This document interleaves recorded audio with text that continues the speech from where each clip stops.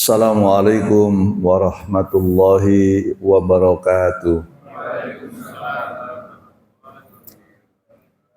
Alhamdulillahilladzi khalaqal mauta wal hayata liyabluwakum ayyukum ahsanu amala wa huwal azizul ghafur.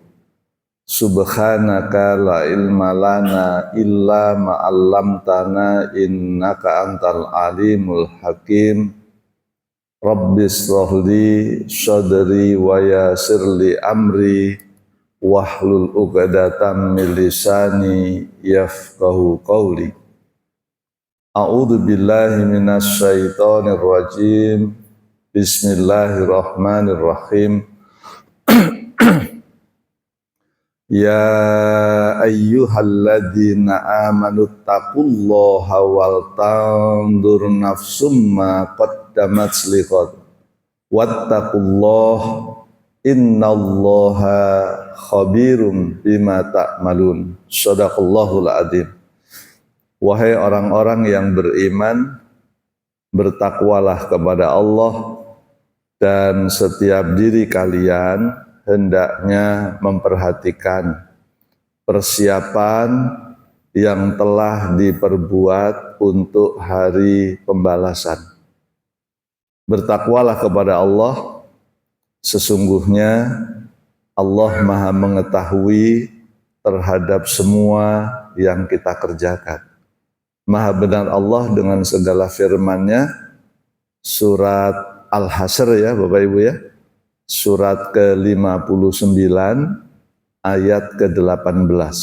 Itu yang saya kutip di dalam mukadimah. Surat 59 ayat ke-18.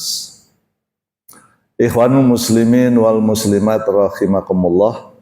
Wabil khusus ketua dan seluruh pengurus Dewan Kemakmuran Masjid Hidayatullah ya, yang sama-sama kita muliakan. Marilah kita bersyukur kehadirat Allah Subhanahu wa Ta'ala.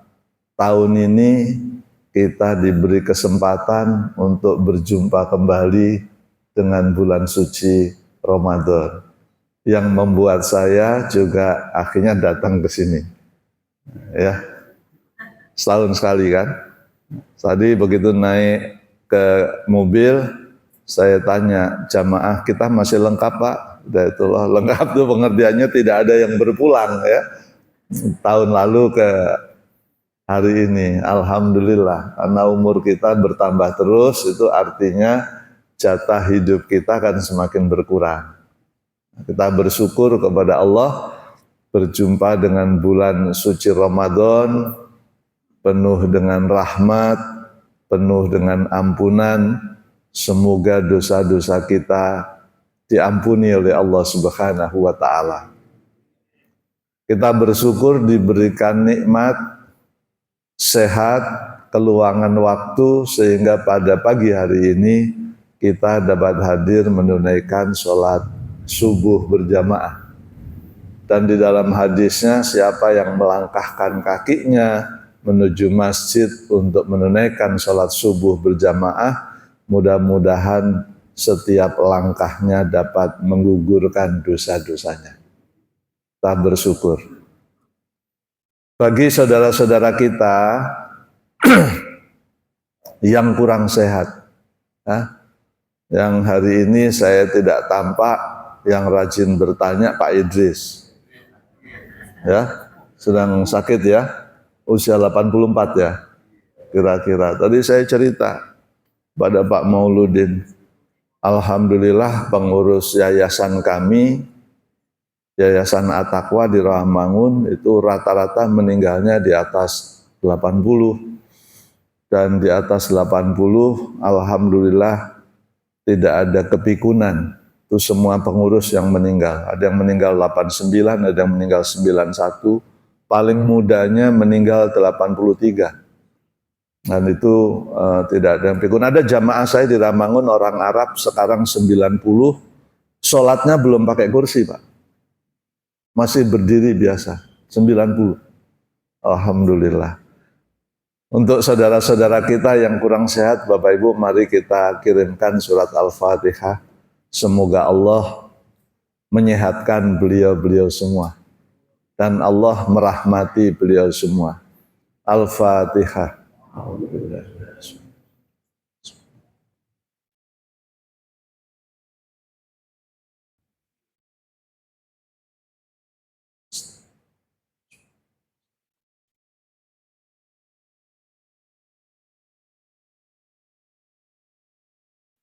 Terima kasih. Termasuk Pak Haji Heri ya, tidak hadir ya, Ayah Anda Heri.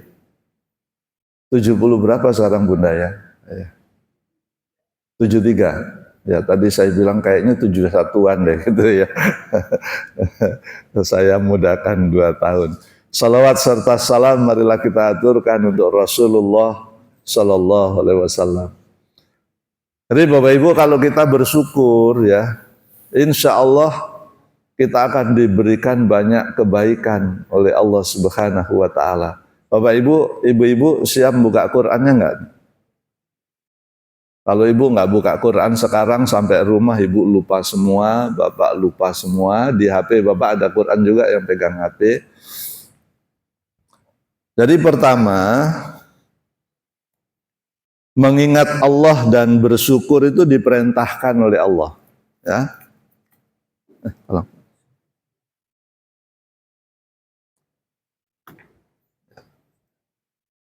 Dan kita masih ingat itu, fadkuruni azkurkum. Kata Allah, ingatlah kamu kepadaku supaya aku juga ingat sama kamu. Waskuruli wala takfurun. Dan bersyukurlah kamu kepadaku, janganlah engkau mengingkari nikmatku. Pertama itu, ya. Al-Baqarah 152. Fadkuruni azkurkum waskuruli wala takfurun. Ingatlah kamu kepadaku supaya aku selalu ingat sama kamu. Waskuruli wala takfurun. Bersyukurlah kamu kepadaku, janganlah engkau mengingkari nikmatku. Ini luar biasa nih Bapak. Ya. Kalau kita ingin dicintai Allah, jelas dalilnya mudah ya. Ali Imran ayat 31. Qul, katakan wahai Muhammad, in kuntum tuhibbunallaha fattabi'uni yuhibbukumullahu wa yaghfir lakum dunubakum wallahu ghafurur rahim.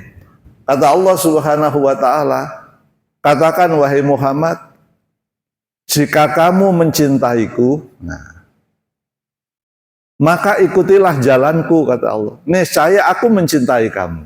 Mudah sekali sebetulnya, tapi prakteknya yang butuh effort ya, butuh usaha. Banyak orang Islam itu pingin dimudahkan, dicintai Allah, tapi kita tidak mencintai. Kemarin pengajian dosen-dosen, saya tanya tuh dosen-dosen, Anda mencintai istri Anda nggak? Mencintai. Apa buktinya? Bahagia. Bahagia itu bukan bukti. Bahagia itu adalah akibat dari mencintai, maka bahagia.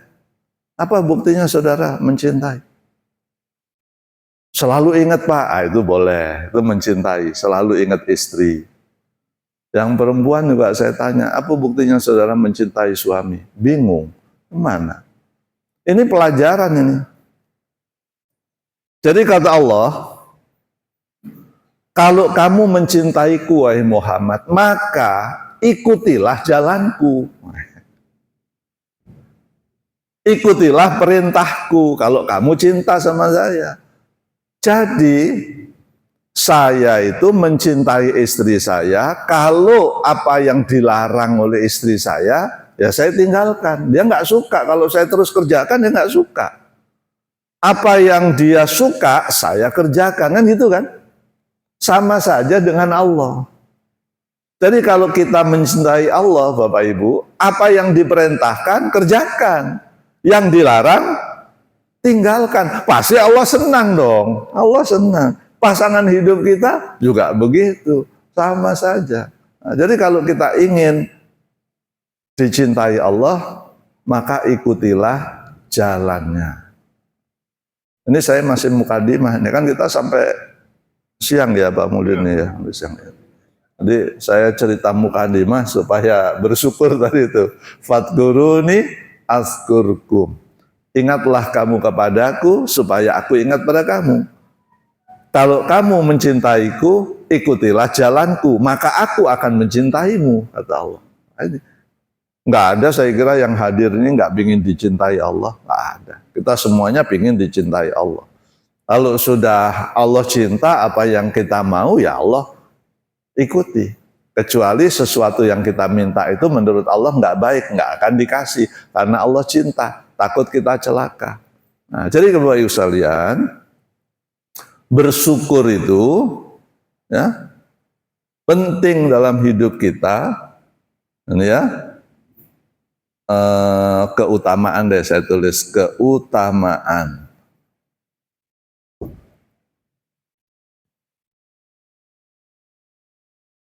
Bersyukur. Ya. Surat 16 ayat 121. Ya. Syakiran li an tabahu wa hadahu ila siratim mustaqim. Jadi kata Allah Subhanahu wa taala, siapa di antaramu bersyukur kepadaku, maka aku akan memilihmu untuk selalu aku tunjukkan ke jalan yang lurus.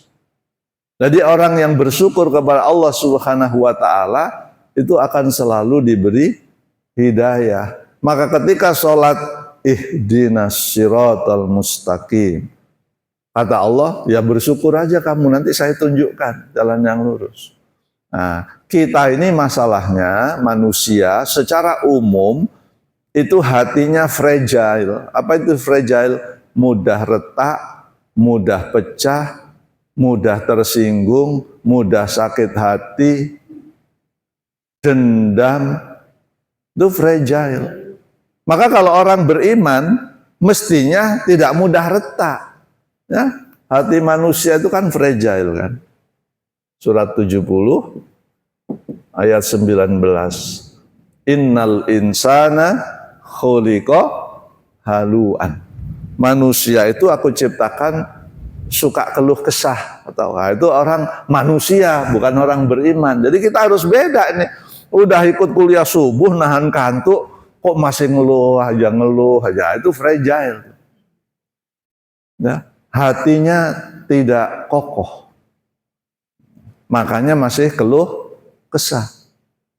Kalau orang beriman, syukur. Dan kalau bersyukur, diberi hidayah.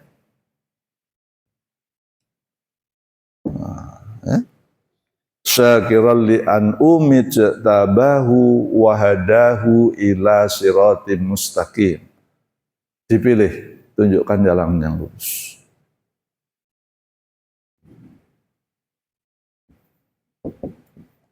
An-Nahl 122. Wa atainahu fid dunya hasanah. Jadi orang yang bersyukur itu, ini jadikan instrumen ya, jadikan indikator apakah kita termasuk orang yang bersyukur atau tidak. Karena dalilnya semua orang yang bersyukur itu dijamin oleh Allah dunianya baik. Tapi kalau ada orang Islam kok menderita hidupnya, nah, kalau menderitanya saya tidak menjustifikasi dia itu imannya buruk. Nabi Ayub itu 18 tahun kalau nggak salah diujinya. Nabi Ayub tuh seluruh kulitnya, bahasa orang sekarang, wah menjijikkan. Tapi bagaimana beliau bisa menikmati dalam sakitnya itu, bisa bahagia. Nah, saya nggak tahu apakah orang Islam yang susah-susah itu ujian atau itu azab, saya nggak tahu. Sebab ada orang Islam itu, Pak, saya tidak bilang orang beriman ya, orang Islam, kan beda ya. Ada orang Islam itu yang mendustakan Al-Quran. Ada nggak? Ada. Tahu tapi nggak diamalkan. Itu mendustakan. Jadi kalau kita ini tahu ayatnya, malah dilanggar-langgar. Yang diperintah nggak dikerjakan, itu mendustakan, Pak. Walakin kadzabu fa'akhadnahum bima kanu yaksibun. Ini di tengah-tengah ayatnya ya. Mendustakan ayat, mendustakan Al-Quran, aku azab dia. Surat Al-A'raf ayat 96. Ini Bapak Ibu lupa semua lah nanti. Tapi itu positifnya untuk saya, nanti kalau saya ulangi lagi seperti baru lagi. Ya kan? Jadi di tengah-tengah ayat itu ada kata walakin kadzabu fa'akhadnahum bima kanu yaksibun. Tetapi kalau engkau mendustakan ayat-ayatku, kata Allah, niscaya aku azab kamu disebabkan perbuatanmu. Udah ketemu kan? Surat 7 ayat 96 di tengah-tengah ayat. Awalnya kan walau anna ahlal qura amanu wattaqaw lafatahna alaihim barakati minas sama'i wal ard. Tapi sebaliknya, kalau beriman, bertakwa, aku beri dia keberkahan dari langit dan dari bumi. Maka kalau orang itu imannya benar, takwanya benar, hidupnya pasti berkah. Ini yang bilang Allah, bukan Ustadz. Kalau yang bilang Ustadz, Bapak Ibu boleh nggak percaya. Tapi ini kan Al-Quran.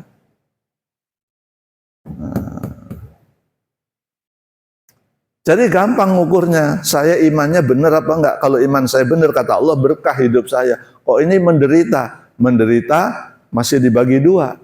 Itu ujian atau azab. Yang tahu siapa? Diri kita masing-masing. Kita nggak boleh menjustifikasi orang, menuduh orang, kita nggak boleh. Yang tahu diri kita. Misalnya ada sebuah rumah tangga berantakan. Justru setelah jadi pejabat, duitnya banyak, berantakan. Ada nggak salah satu dari anggota rumah tangga ini yang berbuat maksiat? Sehingga terjadi bencana kan? Nah itu ujian atau azab? Yang tahu dia, saya nggak tahu. Kan saya nggak bisa menilai orang. Nanti jadi kok ustadznya ngomongin aib orang, saya nggak mau. Tapi ini harus kita pikirkan. Nah, harus objektif di dalam menilai diri sendiri. Sebab kalau menurut dalilnya, kalau imannya benar, takwanya benar, berkah. Mendustakan ayat, azab. Iman benar, takwa benar, kok susah, ujian. Tapi ujian itu jalan menuju surga yang lancar. Jadi mudah sekali Bapak Ibu, ya, dengan catatan banyak tahu ayat. Hidup baik. Wa atainahu fid dunya hasanah. Dunia baik. Dalam ayat yang sama, wa innahu fil akhirah la minas sholihin. Jadi orang yang bersyukur itu tidak hanya di dunia sama Allah diberi keberkahan. Apa kata Allah? Nanti kalau dia mati, aku kumpulkan dengan orang yang soleh semua. Luar biasa. Udah dunianya baik, dikasih harapan, matinya dikumpulkan dengan orang soleh.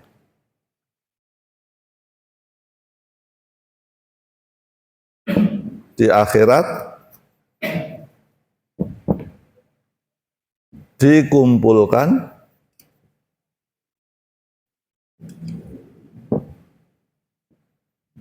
dengan orang soleh. Wah. Ini saya masih mukadimah udah 20 menit. Bapak Ibu tuh ketahan, nggak apa-apa. Tapi kalau Bapak Ibu ngantuk, saya langsung tutup ya. Saya nggak, untuk apa Pak saya ngasih pengajian ini jamaahnya ngantuk, ya kan? Pokoknya ukurannya kalau udah banyak ngantuk berarti Bapak sudah ngasih tanda sama saya. Itu beliau juga sudah tertidur. Pokoknya kalau Bapak Ibu ngantuk saya pamitan. Nah, saya ngapain bangun pagi ke sini jauh-jauh. Saya ngebayangin tadi diumumkan oleh beliau ini kegiatannya banyak sekali di sini. Itu kan sebulan butuh uang bisa 50 juta itu. 98 kan, saya bisa prediksi. Jadi kalau Bapak Ibu nggak berinfak, duitnya dari mana? Iya kan? Saya kan ngitung kegiatan remaja, bukan balita tadi, berapa anak SD, lansia yang diundang orang sini, wis, itu kekaguman saya. Ya. Untuk masjid di sini kegiatannya sebanyak itu, hendaklah kalau Bapak Ibu banyak infaknya, terbebas dari azab Allah. Ada ayatnya, saya ngomong gitu bukan asal ngomong, nanti ada ayatnya. Ya, kita bahas. Pokoknya yang paling banyak bersedekah, berinfak di sini bebas dari azab Allah. Ada dalilnya. Dan insya Allah malaikat Israel datang nggak pingin suruh menunda kematian, karena rajin bersedekah. Iya kan? Nah, tapi nanti ada sebagian orang, malaikat Israel datang, baru ngomong, tunda sebentar ya Allah, saya mau sedekah. Telat bos, kata malaikat Israel. Ya, telat bos, ayatnya udah dari dulu Pak Sugiarto menyampaikan, Anda nggak sedekah-sedekah. Sedekah itu setiap hari, ya, bersedekah. Nah, ini masih mukadimah ini. Belum sholawat serta salam kan saya. Ini baru bersyukur. Baru nanti kalau papan tulisnya penuh, nggak cukup, jadi materinya nggak jadi disampaikan untuk tahun depan. Ya. Surat Ibrahim ayat 7. Wa itta'addana rabbukum la in syakartum la azidannakum wala in kafartum inna adzabi lasyadid. Jadi kalau bersyukur apanya? Nikmatnya terus ditambah. Tapi kalau ingkar, aku azab. Azabnya apa? Kita lihat nanti. Ya. Nikmat ditambah.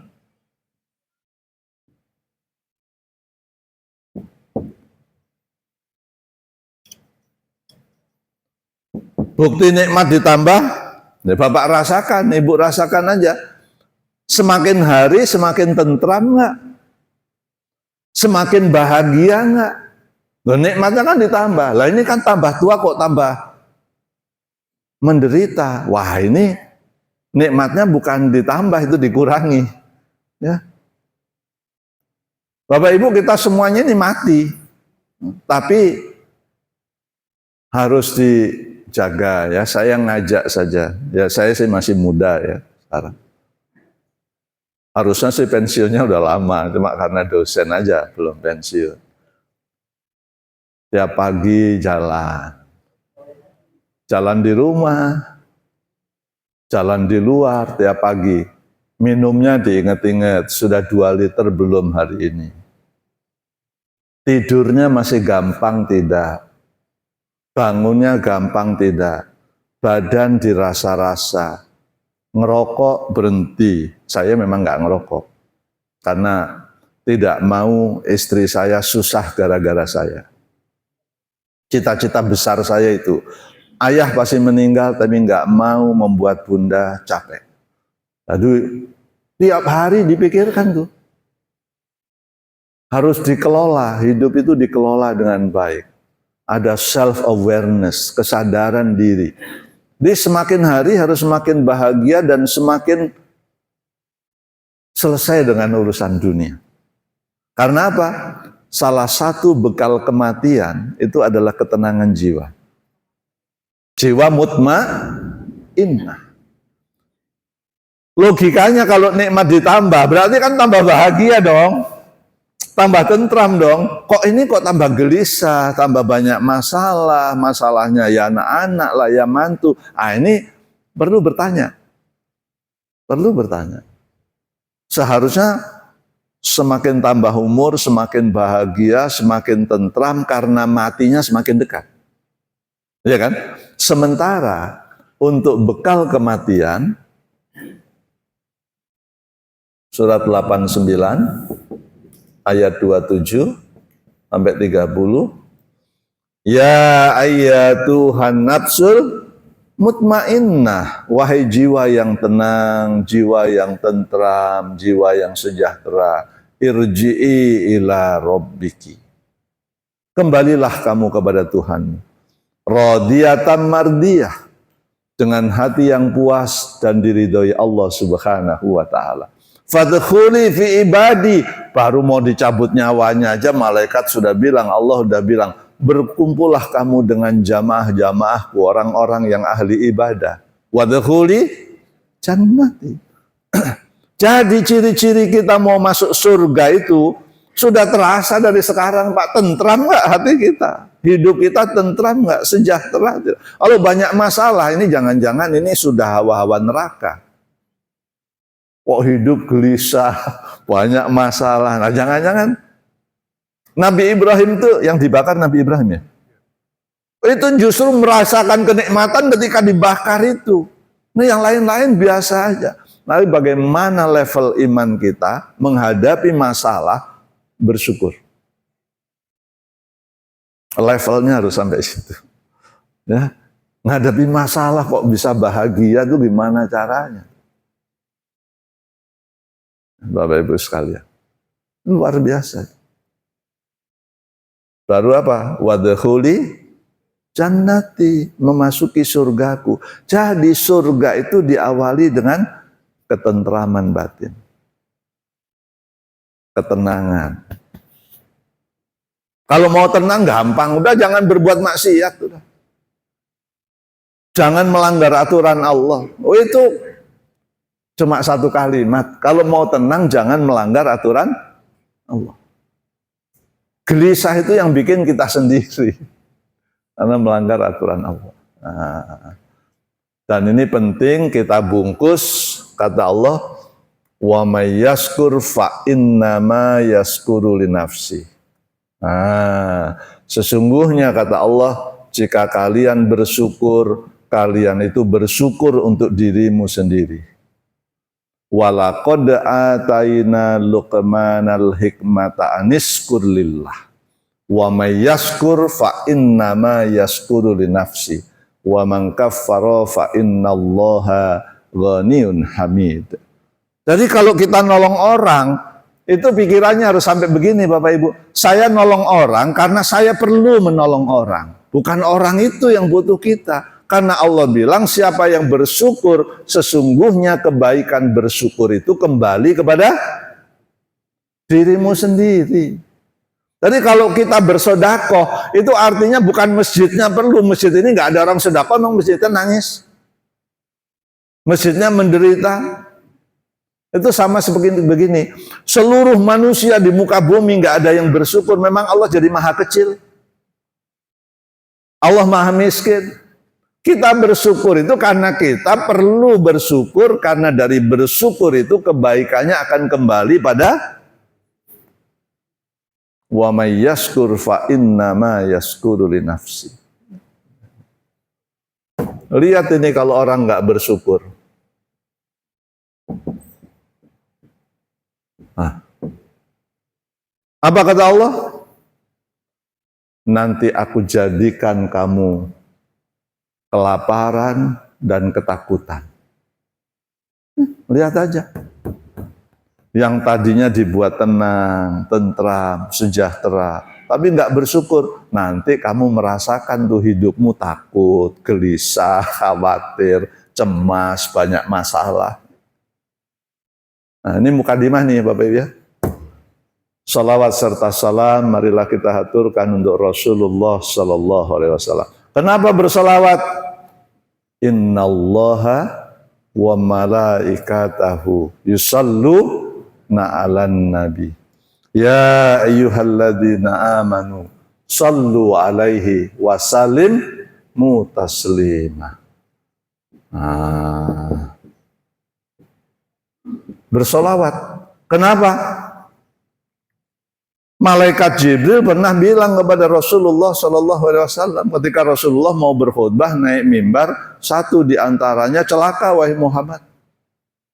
Seorang hamba apabila di hadapan mereka disebut namamu, mereka tidak bersolawat kepadamu. Makanya kita selalu mengatakan solawat serta salam. Marilah kita sampaikan untuk Rasulullah Shallallahu Alaihi Wasallam. Mengapa? Allah sama malaikat aja bersolawat, masa kita enggak? Nah, baru masuk materi. Suruknya jam berapa? Selama. Nah, yang penting Bapak Ibu nggak ngantuk aja. Kalau ngantuk saya tutup. Ngapain saya ngomong nggak didengarkan ya Pak ya? Tapi kalau nggak ngantuk saya teruskan. Siapa itu 4 golongan yang dirindukan surga? Al-jannatu mustaqotun ila arba'ati nafarin. Jadi ada 4 golongan manusia yang dirindukan surga. Semoga dengan saya sampaikan ini kita semakin paham, yang sudah mengerjakan semoga dilanjutkan dengan harapan kita termasuk orang-orang yang dirindukan surga. Siapa saja mereka itu? 1, talil Qur'ani, yaitu orang yang rajin baca Al-Quran. Nah, mudah-mudahan kita termasuk nih. Jangan termasuk yang begini, orang di luar Masjid Hidayatullah puasa udah 3-4 hari belum pernah baca Quran, ya udah 3 hari 4 hari belum pernah baca Quran. Nah, jadi yang dirindukan surga adalah yang rajin baca Al-Quran. Al-jannatu mustaqotun ila arba'ati nafarin. Kata Rasulullah Sallallahu Alaihi Wasallam, ada 4 golongan manusia yang dirindukan surga. 1, yang senang baca Quran. Rasulullah Sallallahu Alaihi Wasallam di hadis yang lain, Iqra'ul Quran. Fa innahu ya'ti yaumal qiyamah syafi'an li ashabi. Kata Rasulullah, bacalah Al-Quran ini, sebab Al-Quran yang kalian baca nanti di hari kiamat akan memberikan syafaat, memberikan pertolongan. Di dalam Al-Quran, surat 29, ayat 45,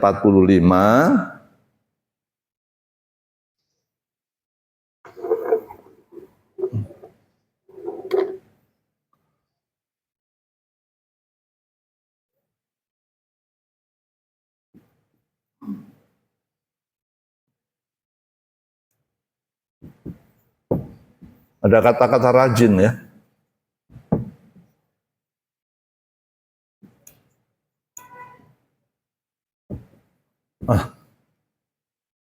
Surat 29 ayat 45, semua orang yang sholat itu harus baca Quran, Mbak. Utslu ma uhiya ilaika minal kitab wa aqimis sholat. Inna sholata tanha anil fahsya wal munkari wal baghi. Waladikrullahi akbar wallahu ya'lamu ma tasna'un. Jadi kata Allah Subhanahu wa taala, semua orang yang sholat itu harus baca Quran.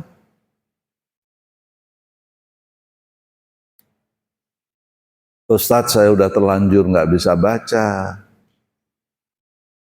Mau belajar malu, nah itu sudah ada kesalahan sedikit ya. Mau belajar malu.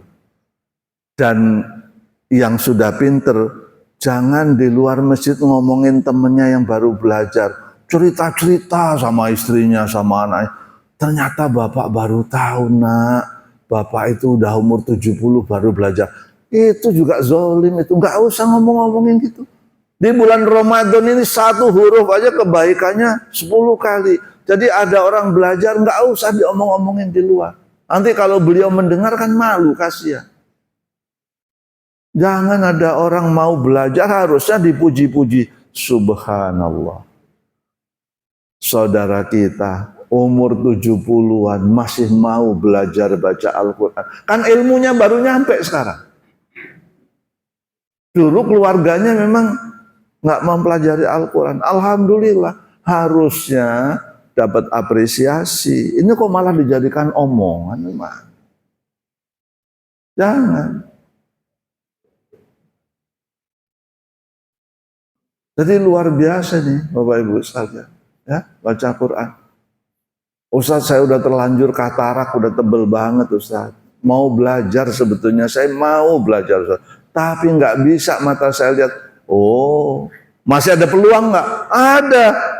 Apa? Ya udah rajin mendengarkan aja sini. Ada Ustaz datang mendengarkan, Ustaz datang mendengarkan. Rahmatnya sama aja. Wa idza quri'al Qur'anu fastami'u lahu wa ansitu la'allakum turhamun.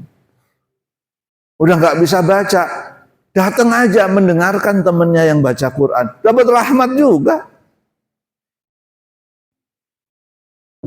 Udah nggak bisa baca ini ya nggak apa-apa. Tuh, Al-A'raf 204. Apabila ada orang membaca Al-Quran, ada orang menjelaskan Al-Quran. Saya kan menjelaskan Al-Quran ya Pak ya. Nggak bisa baca tapi mau dengar, dapat rahmat juga. Ya Allah ya Rahman ya Rahim. Allah Maha Pengasih, Maha Penyayang, luar biasa. Nggak mau baca, denger aja dapat rahmat. Subhanallah. Pengen dirindukan surga masalahnya.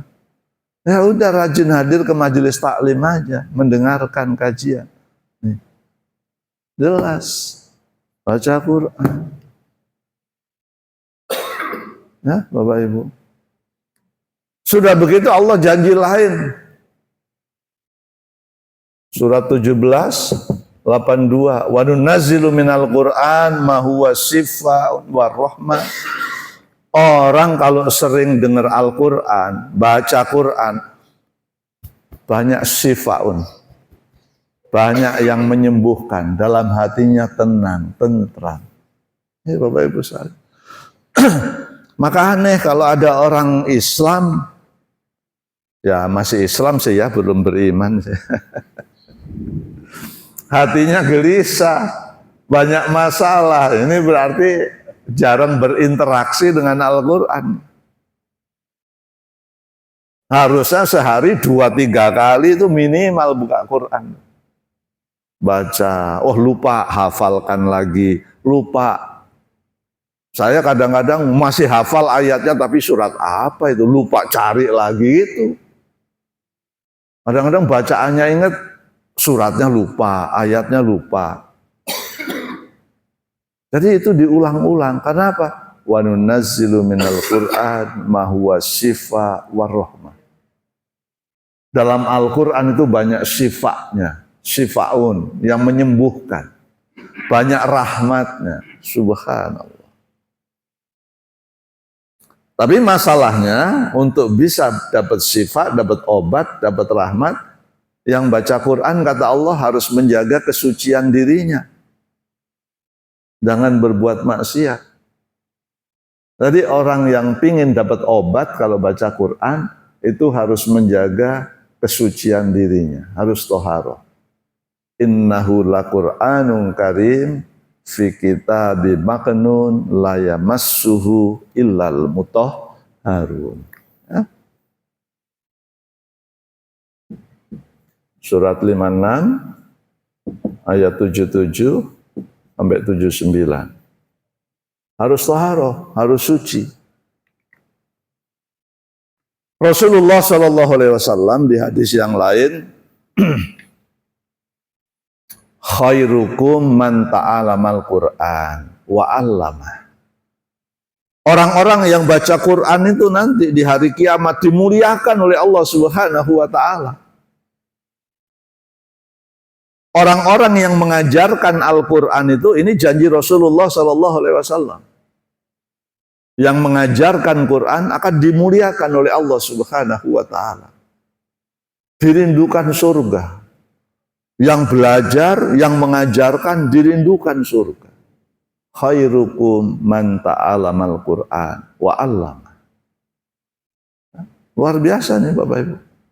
Maka bersyukur kita yang hadir ini masih sehat loh, masih ada waktu, ada kesempatan. Persoalannya dimanfaatkan nggak itu kesempatan dengan sebaik-baiknya. Bahkan orang yang ahli Quran itu Pak sudah membaca ya Ibu ya, orang yang baca diamalkan. Kan nggak semua orang yang membaca mengamalkan Quran, betul nggak?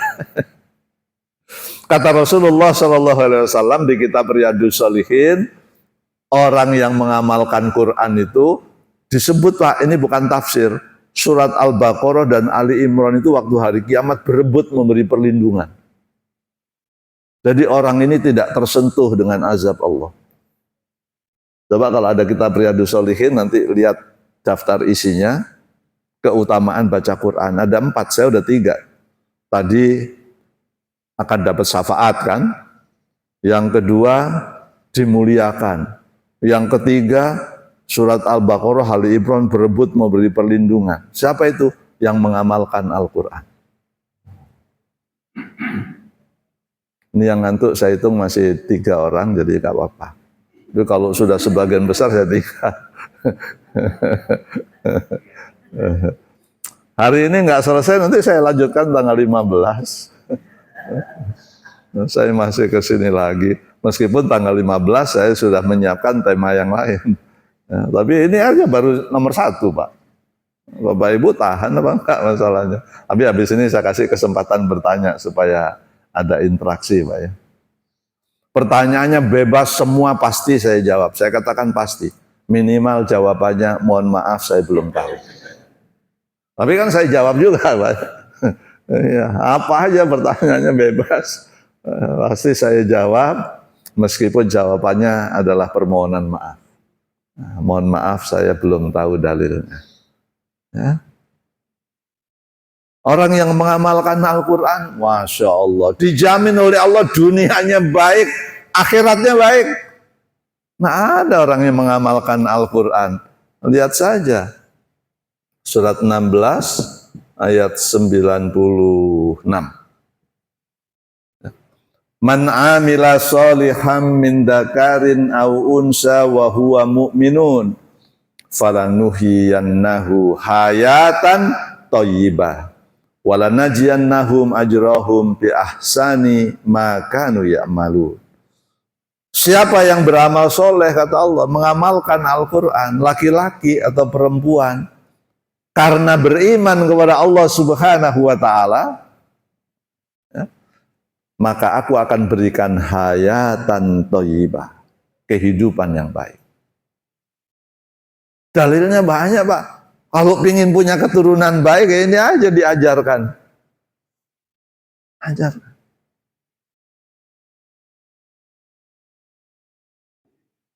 Hah? Saya nulis? Oh maaf, terima kasih Pak. 1697. Terima kasih Bapak.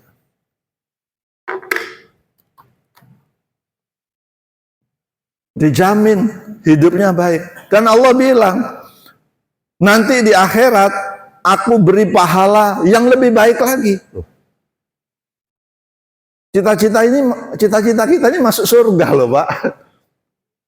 Cita-cita kita ini nggak sembarangan, tinggi sekali tuh. Cita-cita masuk surga. Allah udah jawab, udah kamu beramal soleh aja, amalkan tuh Quran, amalkan tuh Quran.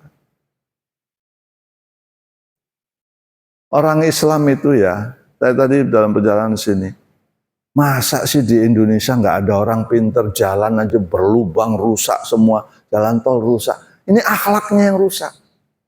Masa alumni ITB nggak bisa bikin jalan yang berpuluh-puluh tahun nggak rusak, 50 tahun nggak rusak. Oh, saya negara-negara Eropa itu banyak yang saya kunjungi, nggak usah jauh-jauh deh, ke Singapura, jalan nggak ada yang rusak. Orang Singapura Cina semua, berarti Cina-nya lebih Islami kan perilakunya. Dalam konteks kejujuran. Ya dia memang nggak sholat, tapi kejujurannya itu kan sifat-sifat Islam kan Pak. kejujurannya.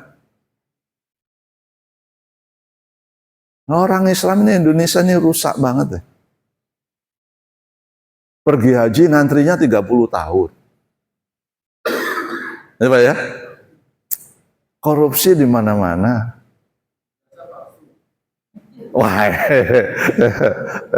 itu kalau saya bahas, takutnya masjid ini pecah. Ada orang tanya itu gara-gara ijazah palsu. Pak, itu di sosial media membicarakan aib orang. Wah, begitu saya bahas, wah mulai saling membantah tuh di masjid. Ya. Makanya Pak, kebohongan tadi, istilah bapak ya, ijazah palsu.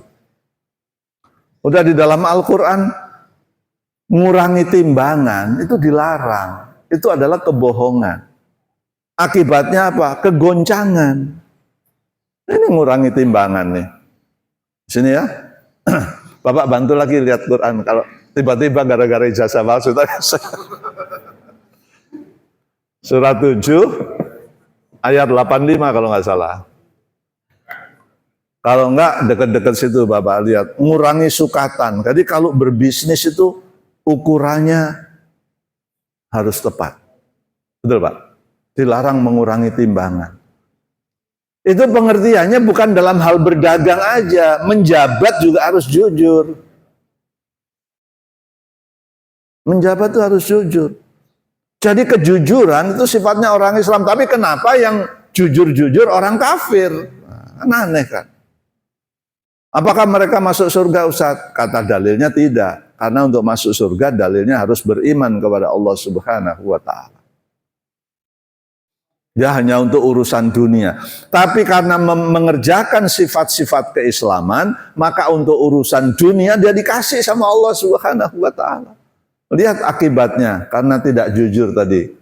Termasuk saya ulangi, ijazahnya palsu. Saya nggak nuduh siapapun. Pokoknya kalau ada pejabat kan belum tentu satu loh Pak. Yang ijazahnya palsu. Jangan-jangan banyak. Buktinya kan gubernur, wali kota kan udah tuh. Anggota dewan kan banyak tuh. Maka yang terjadi apa? Fa'akhodat sumurrat fatu fa'asbahu fidarihim jasimin. Di negeri itu akan sering aku datangkan gempa.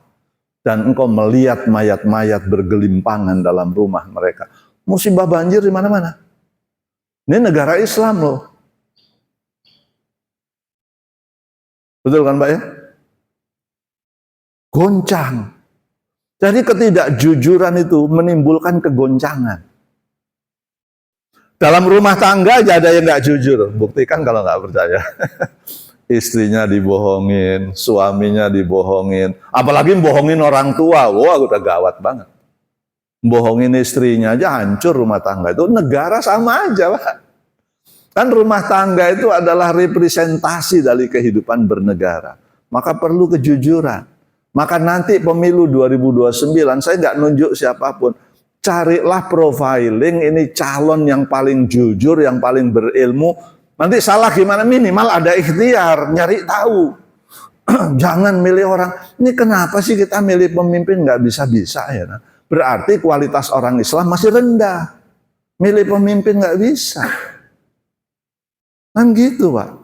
Itu cerminan bahwa kualitas kita itu masih rendah. Karena yang milih rakyatnya.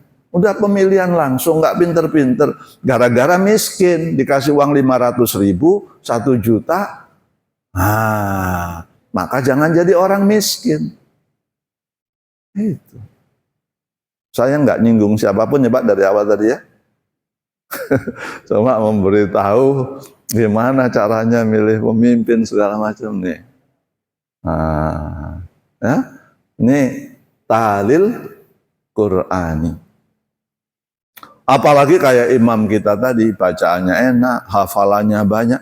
Wah, sudah punya garansi kata Rasulullah SAW, orang yang mahir Quran itu dimakamkan dia di liang lahat, nunggu kiamat nggak datang-datang, ruang tunggunya bersama para malaikat. Lihat di kitab Riyadhus Shalihin. Luar biasa, Pak. Luar biasa.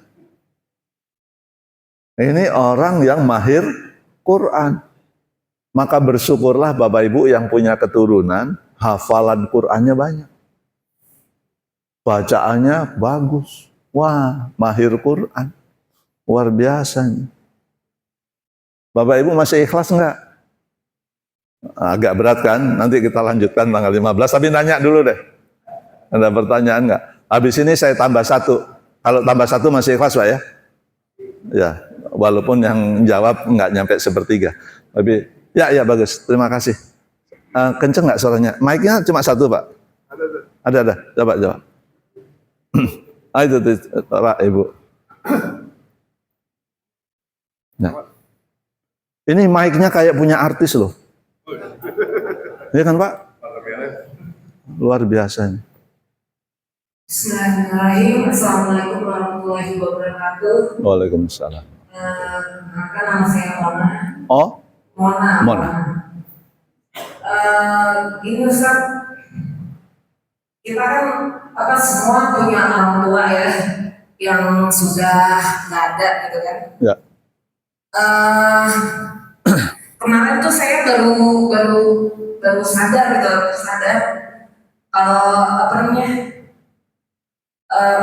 makam orang tua tuh kata orang gitu kan, seharusnya jangan sering dibersihkan gitu. Jangan sering dibersihkan. Ya, rumput pengiangnya gitu kan.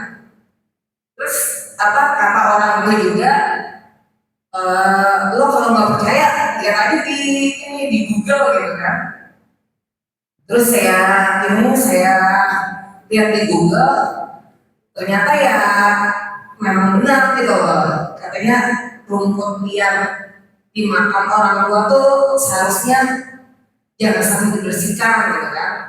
Terus saya juga baca juga dari literatur Google itu ada di mazhab Syafi'i dan Hanafi juga gitu. Terus pertanyaannya, apakah memang benar begitu Ustaz? Gitu. Sudah Ustaz. Ya, tadi sudah dapat literaturnya. Iya, enggak kan, tapi aku menanya dapat Ustaz. Oh. Ya, terima kasih ya. Terima kasih. Baik. Assalamualaikum warahmatullahi wabarakatuh. Saya jawab dengan angle yang lain. Tahu angle ya? Sudut yang lain. Jadi berbuat baik kepada orang tua itu bagian dari bersyukur. Karena bersyukur itu fi amaini aniskurli wali walidaik. Bersyukurlah kamu kepadaku kata Allah, dan bersyukurlah kepada kedua orang tuamu.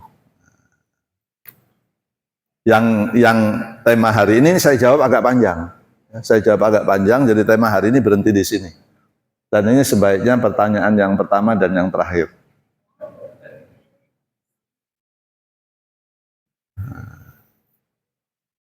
Berbuat baik, enggak usah tulis lah. Berbuat baik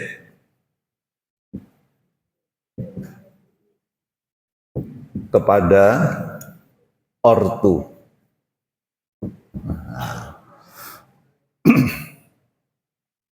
Surat Luqman ayat 14.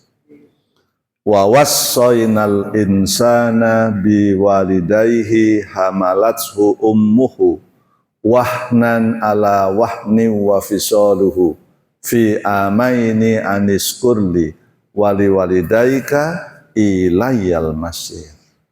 Aku perintahkan kepada kalian untuk berbuat baik kepada kedua orang tuamu, terutama ibumu, ya, di situ.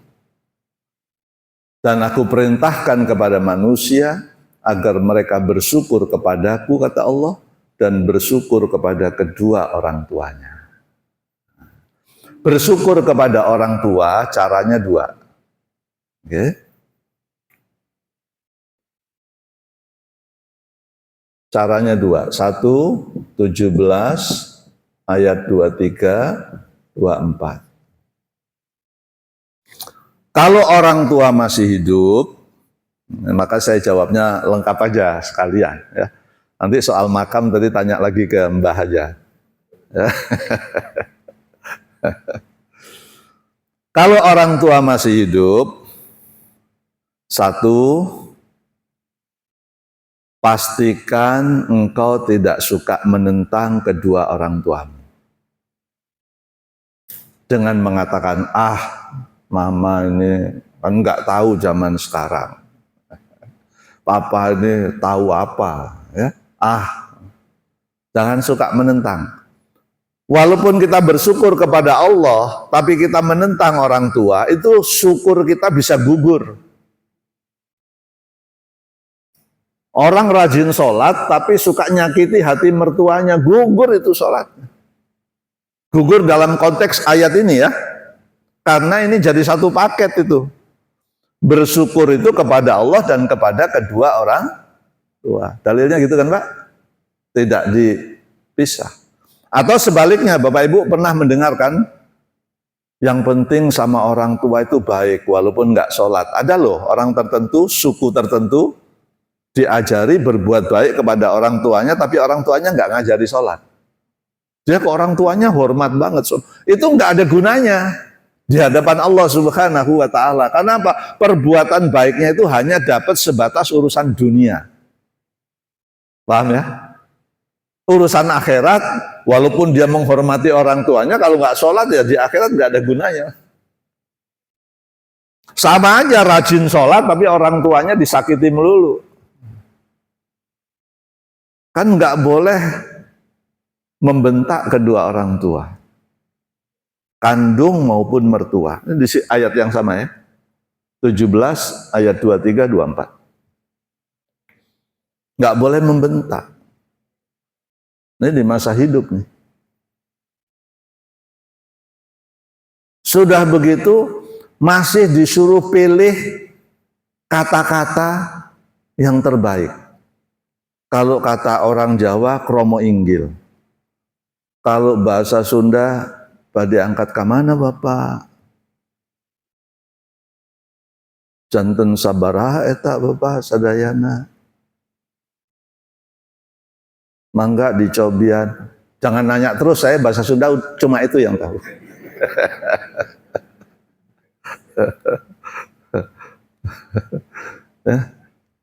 Jadi kepada orang tua itu nggak boleh, katanya yang di Pak, nggak boleh. Harus badhe tindak pundi Pak. Pilih bahasa terbaik. Udah karena sudah nggak tahu bahasa kromo inggil pakai bahasa Indonesia aja. Tapi nadanya itu ini penting. Nada suara itu penting. Bapak-bapak di sini kan rata-rata udah punya mantu tuh. Bapak kalau bapak punya mantu suaranya lembut, halus, senang. Percuma punya mantu pejabat, tapi bapak takut nyentuh mobilnya, takut bunyi sendiri, ngapain? Ya. Jadi jangan membentak pada orang tua, berkatalah dengan bahasa yang terbaik. Di ayat 24-nya lihat, selalu merendahkan diri, penuh hormat pada orang tua. Yang kelima, ini berlaku bagi orang tua yang masih hidup maupun sudah meninggal. Wa qur rabbirhamhuma kama rabbayani shaghir. Mendoakan kedua orang tua. Masalahnya, mendoakan rajin, tapi yang mendoakan akhlaknya nggak baik, nyampe enggak? Itu. Walaupun rajin mendoakan orang tua, tapi yang mendoakan tuh bukan orang yang beriman, bukan orang yang taat, akhlaknya rusak. Kan ada syaratnya supaya doa kita diijabah, dikabul oleh Allah Subhanahu wa Ta'ala. Al-Baqarah 186. Wa idza sa'alaka ibadi anni fa inni qarib ujibu da'watad da'i idza da'an falyastajibuli wal yu'minu bi la'allahum yarsyudun. Katakan wahai Muhammad, kalau ada hambaku tanya tentang aku, kata Allah, beritahu saya dekat dengan hambaku. Aku dekat. Beritahu mereka Muhammad, siapa yang berdoa, dia memohon, dia meminta kepadaku, niscaya aku kabulkan doanya. Tapi kasih tahu Muhammad syaratnya. Mereka juga mau memperkenankan segala perintahku. Dia mau mengikuti perintahku.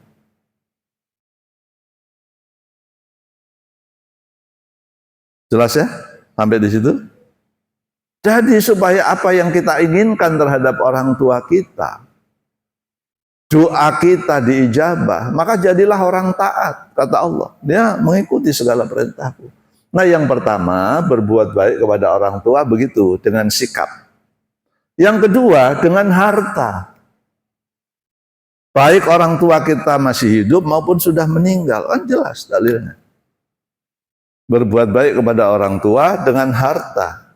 Al-Baqarah 215, surat 4, ayat 36. Wahai Muhammad, kata Allah, jika ada hambaku bertanya kepada kamu tentang nafkah, berbuat baik dengan amalnya, maka beritahu, hendaknya perbuatan baik dengan hartanya itu pertama kali diberikan untuk ibu bapaknya. Sebelum ngurusin masjid. Urusin ibu bapak. Sejahterakan mereka. Itu kalau masih hidup. Kalau sudah mati, ganti karpet ini, pahalanya aku kirim untuk kedua orang tuaku. Berbuat baik dengan harta. Berarti kan kita perlu punya keturunan yang memiliki kecukupan uang. Supaya dia kalau kita sudah meninggal, bangun masjid pahalanya. Bahkan sampai pergi haji 250 juta aku badalkan kedua orang tuaku. Betul kan?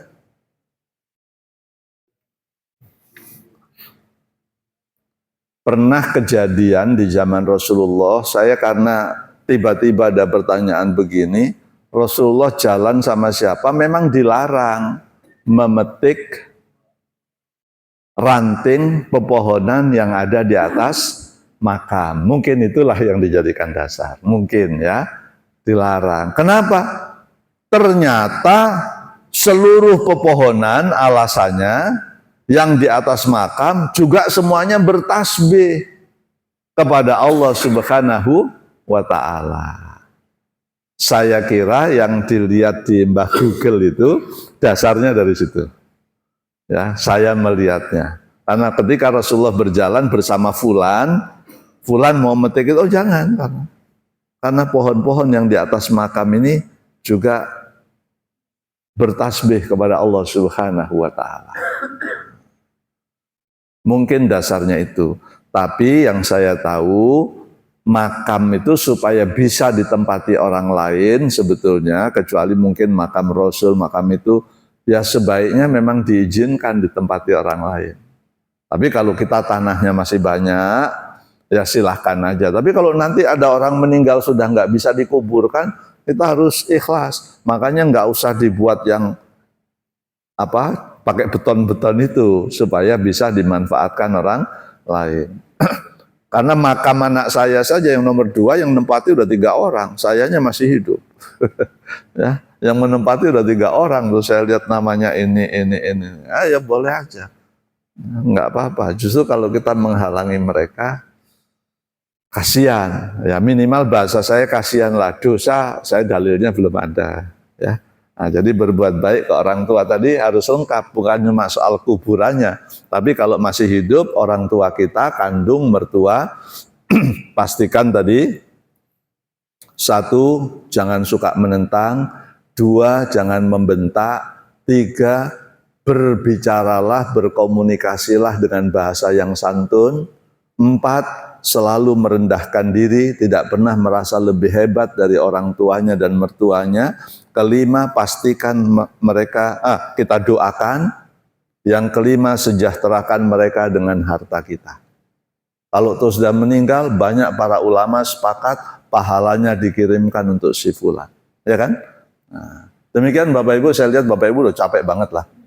Ya. baru bicara satu ya. Terima kasih Bapak Ibu sekalian ya. Semoga Allah Subhanahu wa taala senantiasa menganugerahkan keberkahan dan rahmatnya kepada kita sekalian. Mari kita tutup taklim kita dengan doa kafaratul majelis. Subhanaka Allahumma wa bihamdika asyhadu an la ilaha illa anta astaghfiruka wa atubu ilaik. Assalamualaikum warahmatullahi wabarakatuh.